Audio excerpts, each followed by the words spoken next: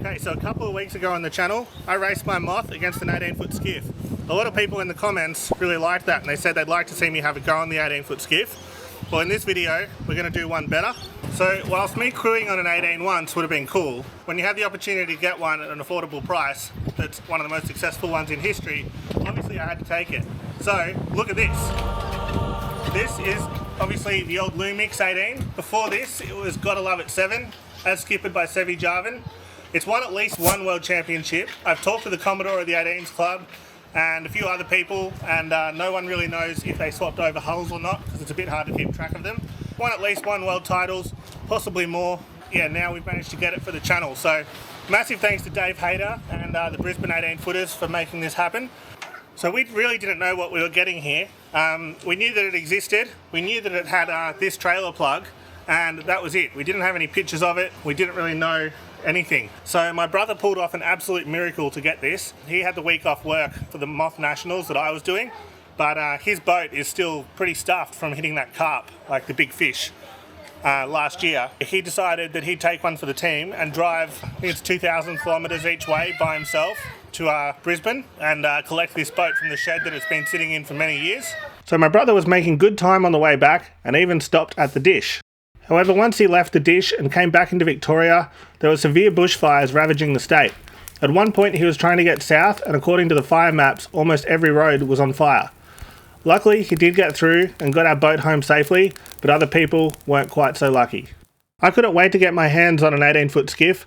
Like many other kids born in the 90s, I grew up watching the Ronstan Awesome Aussie Skiffs videos on VHS.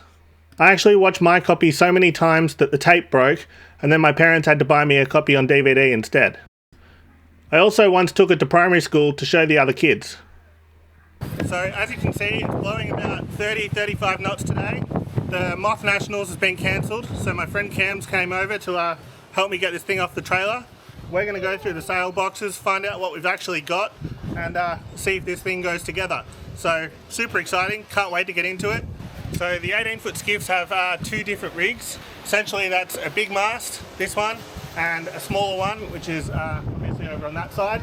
And then they have a reef and a storm jib that goes on the small rig as well. But as we undo these bolts, they go through here, hold the trolley under the trailer. They keep snapping, so I think the nuts have like galled on or whatever.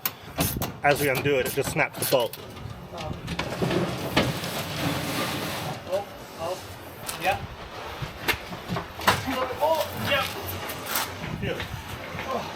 So we found one set of the little infills from Sydney Sailmakers that go between the hull and the wings.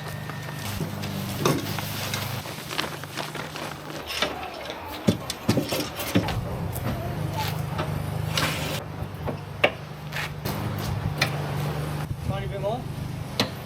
Yep.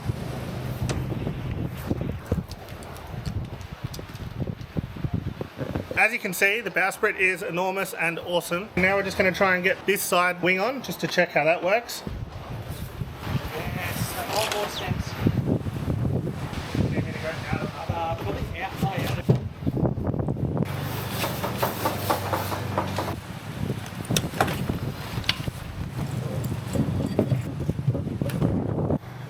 It's a pretty long way from here to the other side.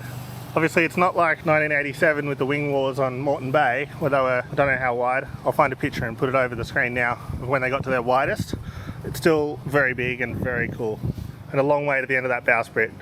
We don't ever get to see these in Melbourne because they're not here, so to actually see one in real life is amazing. To own one, not sure if it's amazing or terrifying yet, but a bit of both I think. Definitely a bit of both. Definitely a bit of both? Definitely a bit of both.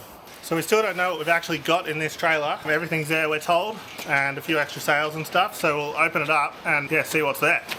So I'll have to look into this. This is clearly a bit of history.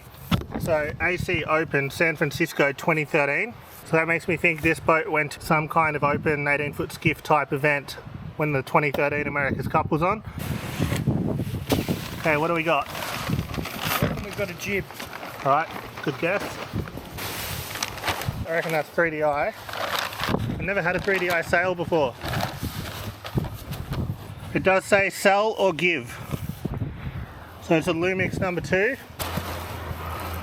It's missing the clue board for the batten that the sheet attaches to. So keep an eye out for that.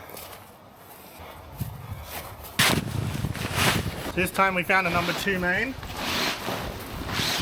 Again, North 3DI would win. Number 2, so remember this is a small main. Wow. It's so cool. Yeah, that's interesting. How cool is that? Let's go have a look at the top of the rig. Yeah, it's into the cap. That would make sense. Into the cap. Yeah. So as you can see, a bit like my cruising dinghy, it's got multiple reefing options. So you can put in a very small reef just to flatten it out a little bit and lower the hoist height. Or you've got this big one up here. I believe that's mandated in the class rules somehow. So that's like a 1500mm reef.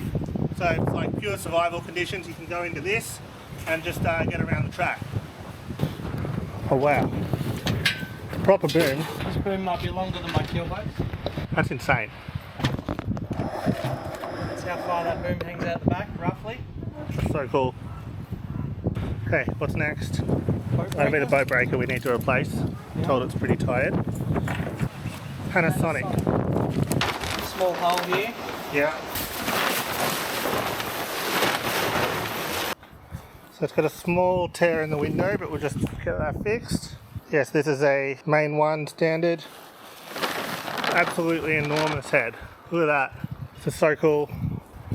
Wow. Okay, so we found the tillers, or tiller extensions. The number 2 main, it says.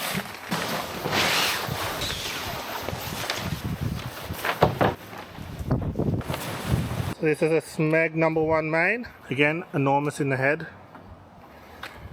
Down to centreboard. Yeah. Oh, it's big. Maybe a 6-foot centreboard. Even Tom's barely struggling to be as tall as this. Do.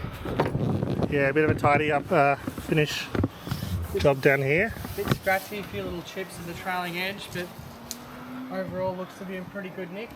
It's huge. It's unbelievable. Can't believe I'm not as tall as it. Oh, back to a jib.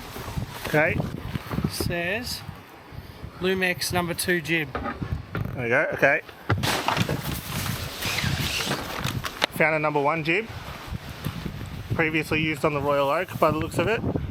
This stick thing, I reckon this was previously like here, and that's where the sheet attached. So I think that must need to be repaired. It's like been half fixed. And then that must just guide the sheet onto that neatly so that it pulls down like so. Another jib. Rag and Famish 18-foot skiff number 2A. It's from 2018 to 2019 Rag and Famish. Oh yeah, that's what you want the other one to look like. Oh, tack cover. How neat that is. Hook your thing on, put it over, Off you go. looks wicked. That's cool. Alright, what's next? This says Smeg number 1 jib. Might be a small jib. So we're not exactly sure what the difference is with this one. It's still a number 2 jib. Thought it might feel a little bit smaller than the other ones. Hard to tell. But it's definitely another number 2 jib used on the Royal Oak at some time in 2018-19. This one's got a strop ready to go and it had a clue board. So this one's fine. Okay, so this is ASCO What does it say there? number 1 practice jib. Oh, So this was made by like 2 layers of film either side. And then a machine laid the strings along the load path. A bit different to 3DI, which is the new black stuff that all the other sails are, which is more like a solid laminate, I suppose, would be one way of thinking about it. It's also missing the sheeting batten thing. I reckon you put a luff wire in it. Yes. Mouse line for it. Yeah, okay, so it's more like an old normal system. So we need a luff wire for that. That's in beautiful condition. It's crisp, it's still solid. Just found on the tack it says Yandu J1, signed by KW in 2017-2018. Has a pedigree in that. That's used by John Winning, who's been selling 18s forever on Yandu. This might not actually be a North Sale, because I think he runs those other ones. So cool. What a win. So we found that glue board batten thing we were looking for before. Doesn't have the ends on it though. Talk to the sale maker. The run of bags off Winning Appliances. That's cool. Look at that tour. That's a tour. Wow. Rudder looks in very good shape. That is absolutely huge. Okay. How we Here we go. TKM number 2 mainsail. The kitchen maker. It must be a number 2. This is Appliances Online number 2. Pretty good condition. 4 pines, number 1 jib it says. Could it be Finn Port? It's Finn Port. It's ex-Keegan York. Pretty nice. Got a strop. It's got a luff wire or just a mouse line. Just a mouse line. So we need a luff wire for that too. So I think I just solved the luff wire of the jibs mystery. So I found this number 2 bag and then opening it up, it's got like a million different wires that are all swaged. So that should solve that problem. We'll just have to figure out which ones go with which. Alright, so this says it's a number 1 jib or number 2 jib. The bag and the sale say, well this says ASCO number 2.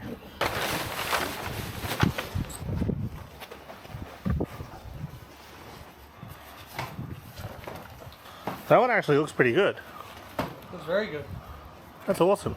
Okay, so time to have a look at what we got Spinnaker wise, now that we've been through all those working sales. I believe this will be possibly a Slam branded number 1 kite, but yeah, obviously the bags and what's in them hasn't been consistent so far, so let's just open it up and see what we got.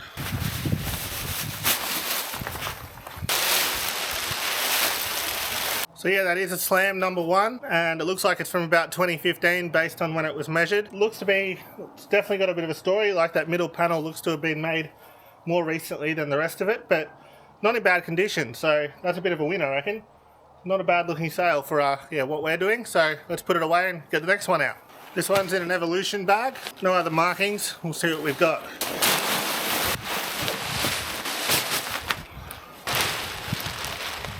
Alright, so this is a ASCO 2013 to 2014 number 1 kite.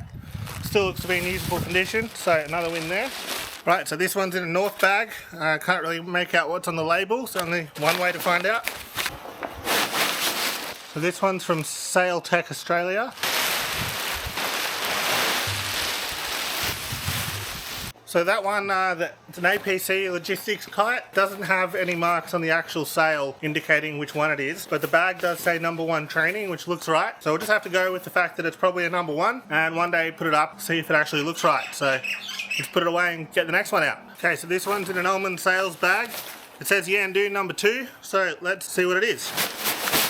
Okay, so it is a Yandu number 2 from 2016 to 17. Still looks to be in good condition. I spotted one little spot up there that needed just like 10 mil of tape on it. The rest of it looks pretty good. So we'll put that back and get out the next one. Okay, last Spinnaker is in a North bag. It says it's number 2 on it, which would make sense. Let's get it out and see what it is. Pull!